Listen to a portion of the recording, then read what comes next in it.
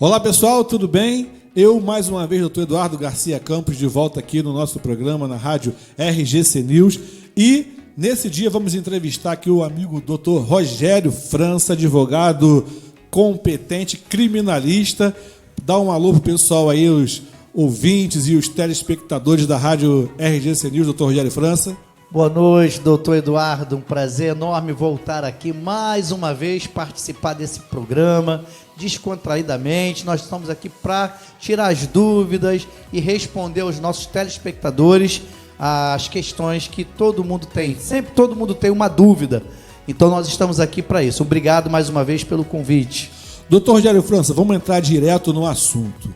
A gente aqui costuma fazer as perguntas que os nossos ouvintes aqui, nossos telespectadores, eles mandam pra gente. Então é o seguinte, a primeira pergunta vem de um pai que diz o seguinte: olha, eu tenho um filho de 16 anos e eu acho que o meu filho está usando drogas. Se o meu filho for preso, o que acontece? Como funciona? Ele com 16 anos, pego com droga, como é que funciona isso? Então, doutor, aí é uma pergunta complexa por causa da idade, né?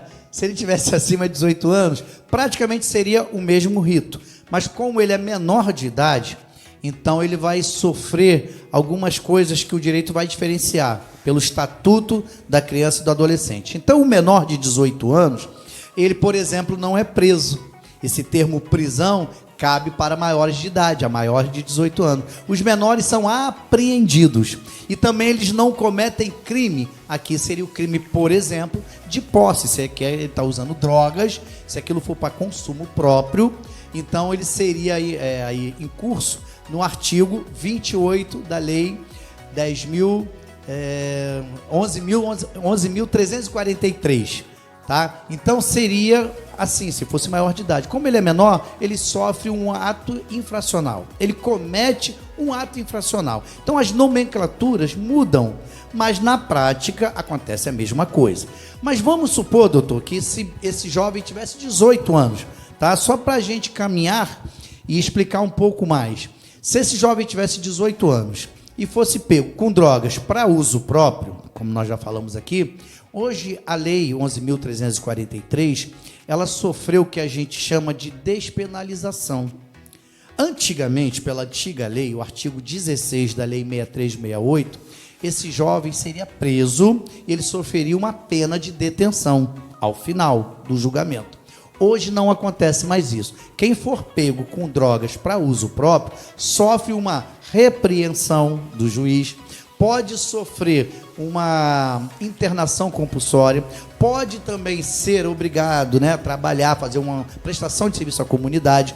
Então isso vai depender se ele for reincidente, mas geralmente quando é, né, réu primário, que a gente chama, então ele vai sofrer uma repreensão do juiz. Tem uma outra pergunta aqui, que é o seguinte: a criança sai da escola e alguém fez ali alguma denúncia que aquele aluno está portando droga.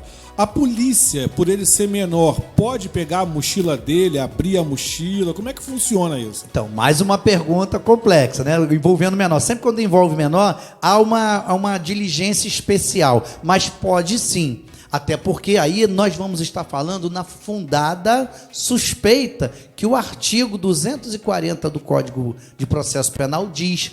O policial, ele não pode simplesmente, por querer, sem motivo nenhum, parar as pessoas na rua e revistá-las. Não pode. O código diz em fundada suspeita. Então, se há uma denúncia de que aquele jovem ou aquele adolescente, tá, está portando droga na sua mochila ou na sua roupa, o policial pode chegar sim, revistá-lo e, caso encontre, será no mesmo rito que nós falamos agora há pouco, será levado para a delegacia. Vamos supor que a gente também trabalha na área educacional, que alguém faça uma denúncia que um jovem esteja na sala de aula e esteja aportando droga dentro da sala de aula.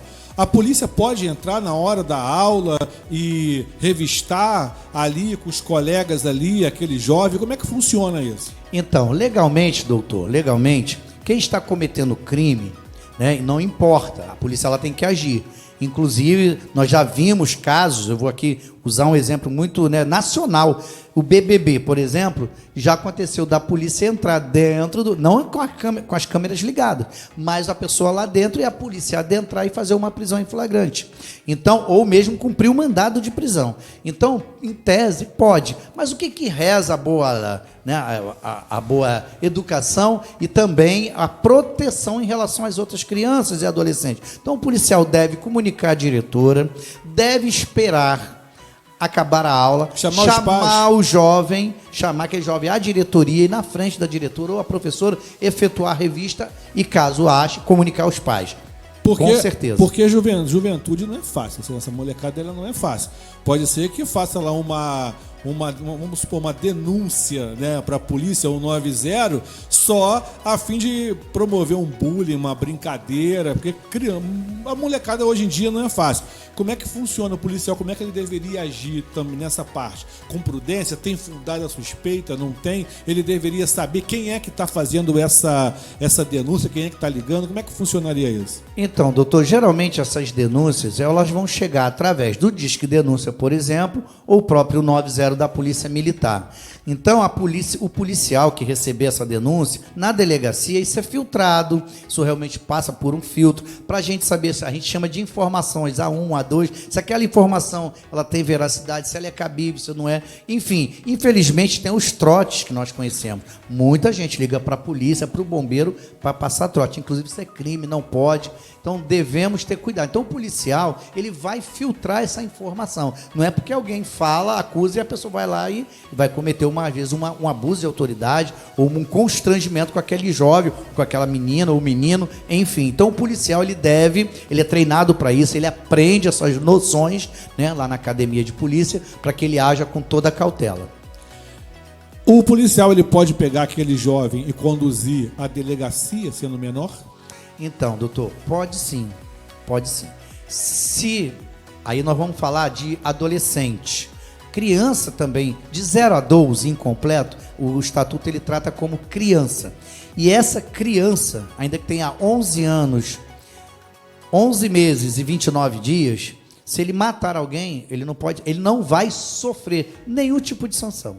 Nenhum tipo de sanção. Não vai ficar um dia sequer apreendido, não pode, tá? Então ele é protegido por lei, ele vai sofrer uma orientação, um acompanhamento, menos alguma sanção. De 12 a 18 incompletos, ele vai sofrer uma...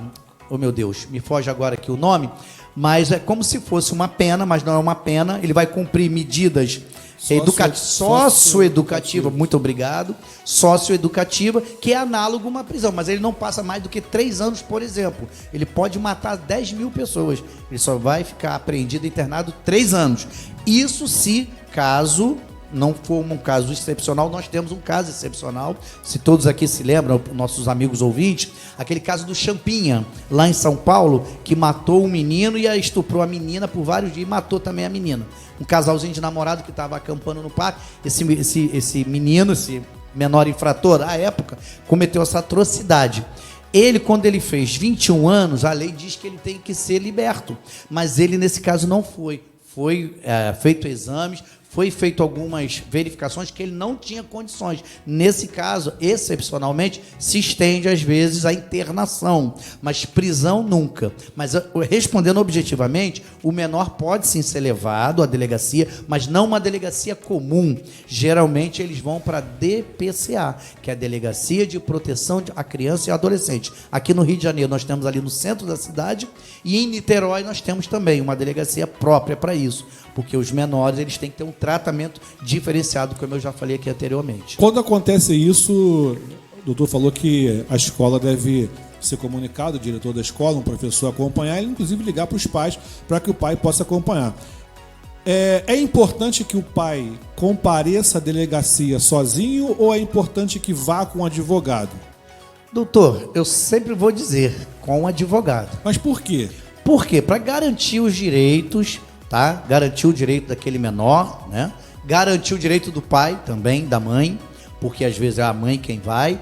Enfim, então, delegacia, como eu já falei num outro programa, ninguém vai a uma delegacia para ganhar um convite ou para bater um papo, receber flores, não. Se vai a uma delegacia porque teve algum problema.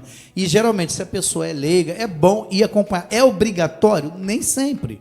Nem sempre, mas neste caso específico que o filho foi apreendido, porque aí vamos usar o termo técnico, apreendido, e ele está sendo chamado à delegacia, com certeza ele tem que levar um advogado, porque ele também é menor, ele tem que ser assistido por um advogado, caso não tenha um defensor público. Entendi. Outra coisa também, dentro das escolas, no pátio das escolas, às vezes não é incomum que aconteçam essas brigas. Então, os alunos brigaram ali, saíram no tapa ali, 2 alunos, um de 15 e um de 16 anos ali. E um machucou o outro. Como é que funciona isso? A escola, ela é obrigada a comunicar aquele fato à autoridade, à delegacia, ou ela pode resolver aquilo administrativamente? Vamos supor, bateu no rosto de um, sangrou, vamos supor que aconteceu alguma coisa mais grave. A escola é obrigada a chamar a polícia? Como é que a escola ela deveria proceder? Então, doutor, a escola ela é um celeiro de proteção. Ela é um órgão, né, da sociedade, a escola. Então, assim, é um segundo lar, é uma segunda casa, onde os pais entregam seus filhos e eles esperam e confiam nos professores, naqueles funcionários que estão ali, que seus filhos estão em boas mãos, como se estivessem em casa. Então, doutor, aconteceu um fato análogo a crime. O exemplo que o senhor usou foi um exemplo de briga. Se for entre 2, claro, vai ser uma lesão corporal recíproca. Se for em 4, 5, aquela briga de turminha, será equiparado a rixa, um crime de rixa. Então, é um fato análogo, que, como eu falei anteriormente, menores não cometem crime, e sim fato análogos a crime. Então, ato infracional. Então, esse ato infracional deve sim ser comunicado à polícia, e é óbvio, por óbvio, os pais, como responsáveis desses menores, depois eles vão dizer se eles querem proceder ou não. Por quê? Esses crimes geralmente são de menor potencial ofensivo. Então, eles dependem de representação para que aquilo vá adiante. Então, vamos supor que seja coisa de criança, masculino, mas está tudo certo. Os pais geralmente não vão proceder. Tá? Mas caso alguém se sinta realmente lesado, o garoto foi machucado, enfim, apanhou e foi machucado, e dependendo da extensão desse ferimento, dessa lesão, pode até levar para uma lesão gravíssima. Por exemplo, perder um olho, ficar com o membro, né, imobilizado, ficar por mais de 30 dias sem estudar. Então, isso pode agravar também. Nesse caso aí, existe... por exemplo, chegou um pai lá e um pai quer proceder, quer ir para a delegacia e quer levar o outro menor. E aquele outro menor está dizendo que ele não vai. Mas aquele pai quer que ele vá, quer proceder. Como é que funciona isso? Tem flagrante? A polícia vai chegar? Como é que funciona isso? Então, exatamente. Não é o pai que vai pegar um menor, o filho de alguém, e vamos à delegacia. Não pode. Tá? Vai acionar, geralmente tem uma patrulha escolar, né? Todo batalhão que se preze, né? As escolas elas são protegidas por uma equipe de ronda escolar. Então essa pode ser da guarda municipal também. Neste caso, mesmo as particulares? Mesmo as particulares. Todas são abrangidas. Então o batalhão ele conhece as escolas da área, então ela faz um policiamento preventivo. Inclusive, às vezes, os policiais entrando na escola, conversando com a diretora, vendo como é que está ali o clima, principalmente nas escolas onde tem mais problemas. Mas a Guarda Municipal, neste caso específico, quando não há um crime mais grave, por exemplo, arma, é muito comum hoje menores estarem portando armas. Quando não arma de fogo, arma de branca, né, que a gente chama, que são as facas, canivete, que também ferem e são mortais. Então, assim, a Guarda Municipal ela vai atuar muito mais nesse caso de briga, tumulto, bullying, por exemplo, então, racismo. E o menor, ele pode levar, por exemplo, um canivete na mochila para a escola? Como é que funciona? Não, doutor, não deveria. Não deve levar. Mas é proibido por lei? Então, existe uma contravenção, né? A arma branca. Inclusive, isso é uma discussão muito grande, porque quando houve o Estatuto de Desarmamento, essa questão veio à tona. Por exemplo, às vezes a pessoa que é açougueiro, muito churrasqueiro que trabalha fazendo freelance. Então, se ele estivesse portando aquela faca, geralmente aquela faca muito grande, de lâmina muito grande, porque as pequenas não estão contempladas por isso, mas como é que fica? Eles seriam presos em flagrante. Então, ficou uma situação, mas que depende de caso a caso. Por óbvio, a gente costuma, diariamente, a gente costuma ver na televisão apreensões de armas brancas com o pessoal de rua.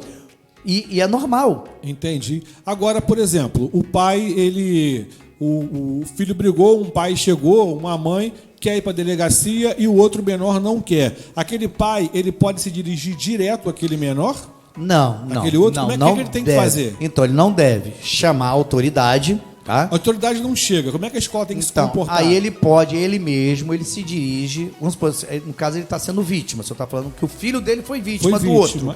Aí então, ele não pode pegar o menor autor e levar forçadamente. Mas então, ele pode falar, você não vai sair, você não vai embora, tu vai ficar aqui. Então, ele pode fazer isso? Não pode. Não pode. Se o menor quiser ir embora, ele vai. Exatamente, pode não caracterizar. Pode exatamente. E se esse pai proibir, tu não vai sair daqui, tu vai então, ficar o pai e cercar... pode responder por exercício ilegal. Na verdade, ele vai responder... Arbitrário? Exercício arbitrário das próprias razões. Que é como se fosse fazer justiça com as próprias... É óbvio, por óbvio, doutor. A gente está falando em casos aqui de briga, de tumulto, coisas... Agora, se for um caso grave, por exemplo, Deus me livre, um menor dá uma facada no outro, ou mesmo um tiro, ou uma pedrada, algo que fira mortalmente ou de grave, por óbvio, as pessoas devem apreender esse menor. Né? Segurar até a polícia, porque se ele fugir, é direito dele fugir, claro que ele pode. Mas se puder prender, assim, a gente fala prender, a palavra não é essa, mas segurar aquele menor ali até a chegada da autoridade. E o que o professor ele pode fazer? Por exemplo, ele pode segurar aquela criança, você não vai embora. A criança tem autorização para sair, ela sempre vai embora, ela sai. Uma suposição, o professor pode segurar, não deixar aquela criança ir embora? Então, se ele cometeu o fato análogo houve uma briga. Exato. Até então ninguém sabe, um pai tá achando lá, meu filho sofreu, o chumbo trocado, briga dos dois, sabe como é que é a criança, entendeu? Então, hoje em dia também nós temos aí os pais que às vezes protegem demais, às vezes são até mais crianças do que as próprias crianças, né? Infelizmente ensinam os filhos a revidarem. A revidarem, mas um professor, se aquele menor fala, não, eu vou embora, não vou ficar não, nós brigamos, vou embora, não vou para delegacia, aí um pai fala, vou para delegacia, o outro não quer ir, o professor ele pode proibir aquela criança de ir embora, ou ela tem que deixar para o outro dia, quando ela voltar, chamar os pais na escola, como é que funciona? Então, é uma situação bem Por exemplo, complicada. Vamos dar um exemplo, a criança não vai embora, ela vai entrar no carro que vai buscá-la na escola e o pai, então tu não vai embora, o carro tá ali para sair, não, eu vou embora, o professor pode proibir daquela criança ir embora, aquele menor ir embora? Então, é um caso de proteção, a gente estava falando aqui que a escola é um celeiro de proteção também, então se a diretora, o professor, que são autoridades, inclusive eles são autoridades dentro da escola, então se ele perceber e notar que aquele caso é grave, que aquele fato é grave, inclusive aquele menor que está saindo, talvez esteja saindo desorientado, perturbado, nervoso, ele pode, por uma questão de proteção, segurar aquele menor na escola e chamar os pais. Isso acontecia, doutor. Mas, por exemplo, os pais estão trabalhando, pagam lá a van, o tio da van não pode conduzir aquela criança, ou o tio da van pode deixar lá que o professor segura aquela criança lá. Como é que funciona? Depois o tio da van vai embora, quem leva aquele menor para casa? Ele acionaria, eu vou então, assim, na minha opinião, dar essa opinião e orientação aos professores e diretores, acionar o conselho tutelar. Quando a questão não é mais crime grave, ali não é aquela questão de polícia mesmo, efetivamente, chama-se o conselho tutelar. O conselho tutelar vai levar essa criança, ele vai ser responsável por essa criança. Não, eu digo na condição daquela criança que está falando assim, meu transporte chegou, eu vou embora.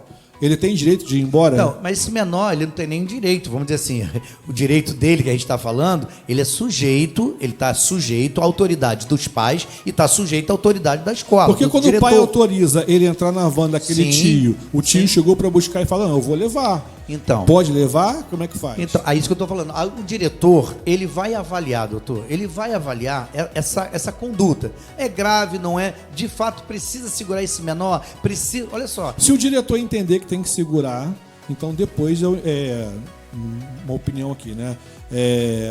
o diretor também, quando o tio da van vai embora, ele tem que arrumar todas as formas para entregar aquela criança com segurança ou em ele casa. Mesmo, ou ele mesmo, ou o conselho tutelar fará essa entrevista, fará essa entrega desse menor aos pais. Quando não, leva para o conselho tutelar e espera que os pais vão lá, ou vá lá.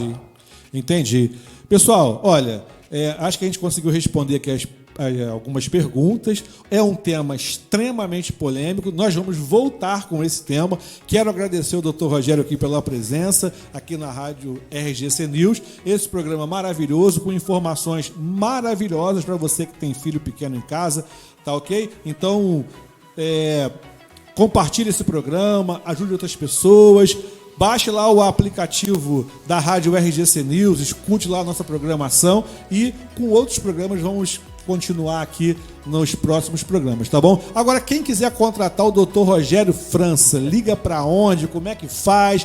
Pode falar aí, Dr. Rogério. Poxa, muito obrigado por essa oportunidade. Na verdade, nós estamos aqui, o nosso escritório está aqui localizado na Avenida Embaixador Abelardo Bueno, 3180, sala 904. 904 fica de frente ali pro Rock in Rio, né? Isso, nós estamos de camarote. Ou pelo telefone, 21 9999 36012. Dr. Rogério, além de advogado, é importante falar aqui, trabalhou na segurança pública durante muitos anos, como policial militar, como policial civil, tem toda uma experiência de que prendia, hoje aplica o quê? É ao contrário? Como é que funciona? Como é que você poderia dizer isso? Hoje eu criei aí um bordão, né, doutor? Diz que quem aprendeu a aprender tem que saber soltar. Então, pessoal, obrigado aí pela paciência de vocês, por acompanhar aqui a Rádio RGC News, e na próxima vamos voltar aí com outros programas de direito e olha, muitas novidades vêm por aí, tá ok? Deus abençoe, um abraço e até a próxima. Até a próxima, boa noite a todos. E aí, Will? Ih, rapaz, sabe o que tá gravando aí?